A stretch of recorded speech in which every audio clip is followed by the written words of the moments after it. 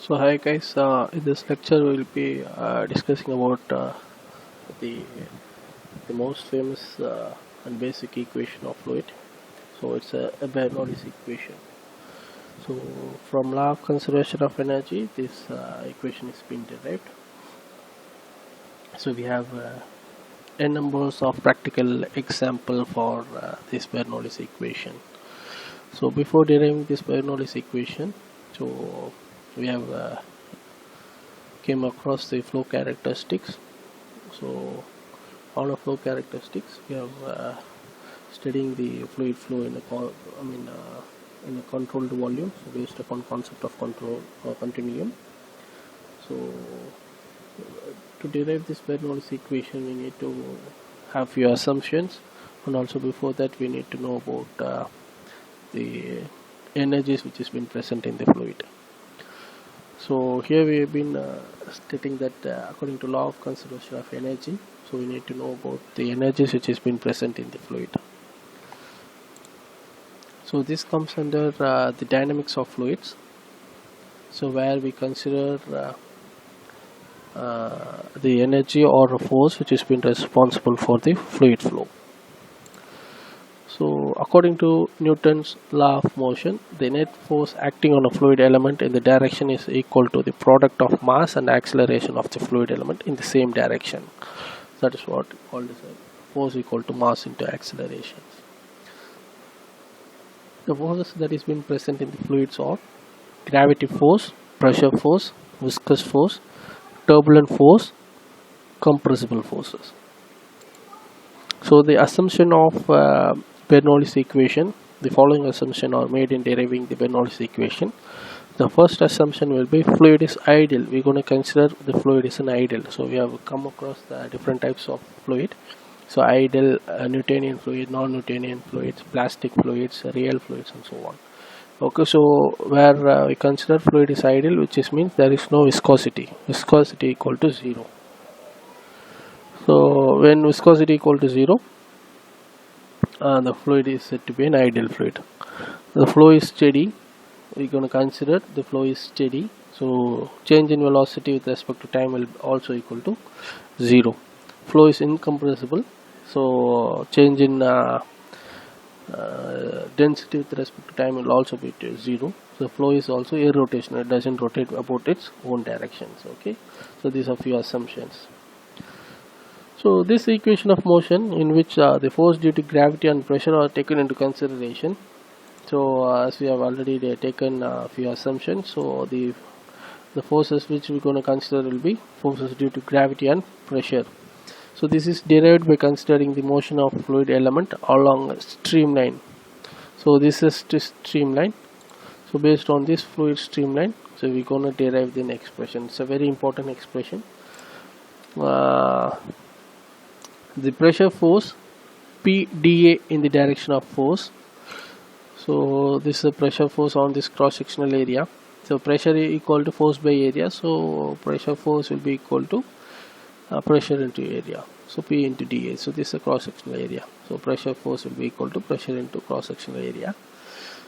And the pressure force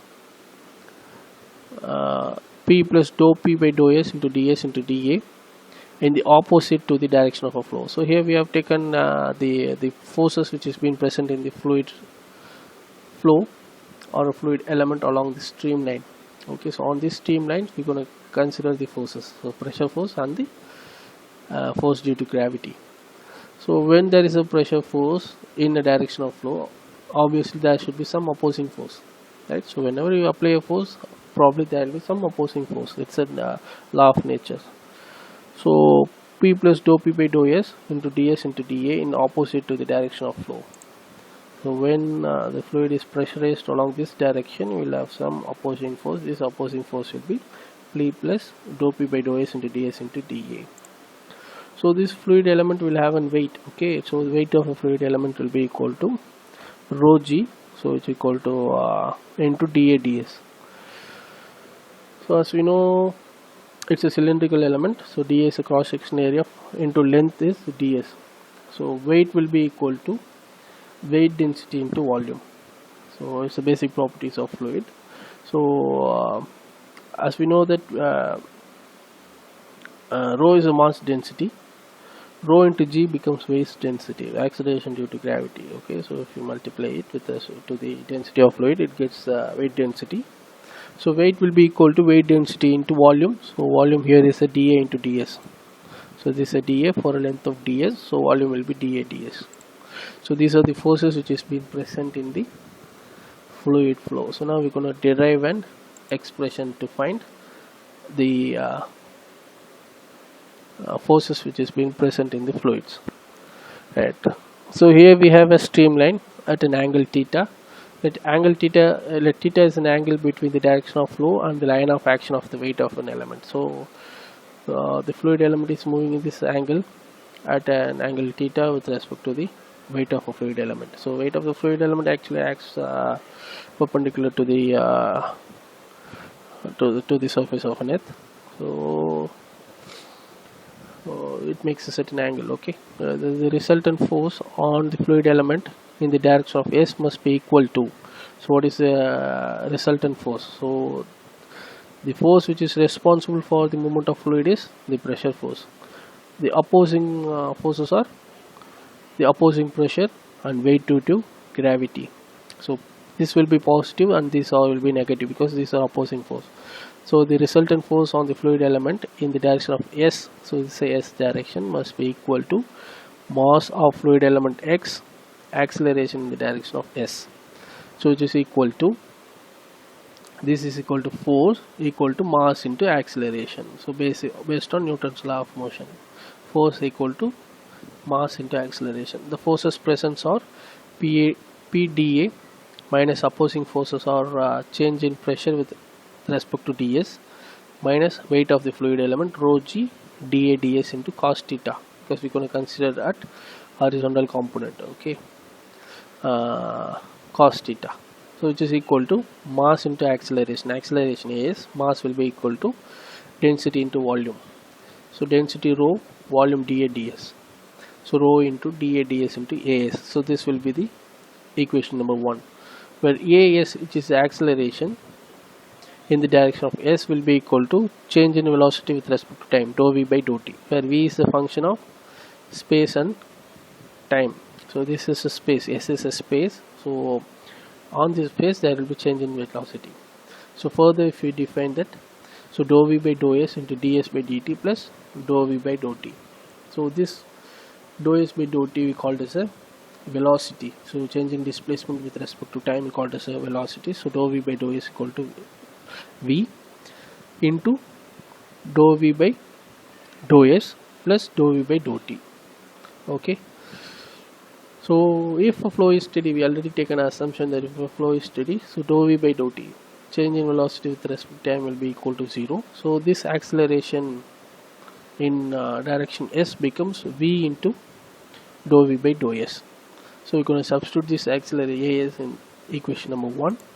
So this becomes minus dou p by dou s ds minus rho g dA ds cos theta will be equal to rho dA ds into dou v by dou s. We have simplified it, so this positive negative gets cancelled out. So we have been simplified, will this get equation. So by dividing the equation by rho dA ds, so this equation becomes minus dou p by rho dou s minus g cos theta, which is equal to dv dou s by dou v by dou s. So if we simplify, if we go take the negative to the other side and equate to 0, so this becomes dou p by rho dou s plus g cos theta plus v dou v by dou s equal to 0. So from the streamline, so cos theta will be equal to, so we have simplified it, cos theta will be equal to adjacent side by hypotenuse. So adjacent will be dz by ds. So cos theta will be dz by ds. So instead of cos theta we are going to substitute dz by ds. So 1 by rho dou p by dou s plus g dz by ds plus v dou V by dou A is equal to 0. This is an Eulerian equation of a motion. From our Eulerian equation of motion, we are going to derive the Bernoulli's equation. So Bernoulli's equation of motion is obtained by integrating the Eulerian equation of motion. So integrating the above equation, so you will get P by rho plus Gz plus V square by 2. So V with respect to dV, integrating we will get V square by 2G, 2 equal to constant. So if we divide this equation by G, the equation becomes P by rho G plus Z plus V square by 2G equal to constant. So this equation is said to be Bernoulli's equation. So here the P by rho G is said to be pressure energy per unit weight. V square by 2G is said to be kinetic energy per unit weight or kinetic head. Z is said to be datum or potential energy per unit weight or potential head. Okay, so this equation is known as Bernoulli's equation. So here the energies present in the fluids are kinetic energy, potential energy and pressure energy, which is equal to constant for an ideal fluid. For a real fluid, so there will be some losses which we will discuss in later on. Okay, so we have some examples to define the Bernoulli's equation. So here we have an famous Venturi. So as we know that the Bernoulli's equation for an ideal fluid is constant, so at section 1 the energy level will be equal to at section 2. So P1 is a pressure energy section 1, V square is a kinetic energy in section 1, rho GH is a datum energy or potential energy in section 1 will be equal to P2 plus V square plus rho GH at section 2. Okay, so here we have a larger cross sectional area where pressure will be low, pressure will be high and velocity will be low. When it reduces in cross section area, the pressure will be low, velocity will be high. Okay, so one or another energy will be increased or decreased. So this is about a Bernoulli's equation. So the energy remains constant throughout the flow for an ideal fluid. If you consider real fluid, there will be some losses which we will discuss later on. So these are a few based on this Bernoulli's equation. This aircraft is been lifted, so that we can see here. So this is an airfoil wing. So at the shape of the airfoil defines that at the topmost top layer of top surface of the airfoil, the design is such a shape that the velocity will be higher and pressure will be lower. At the bottom face, the velocity will be low and pressure will be high. So due to this change in pressure and increased pressure at the bottom side, the lift is been created. So and the spoilers provides better traction and avoids lift. So you have the race cars have some spoilers. These spoilers have better traction.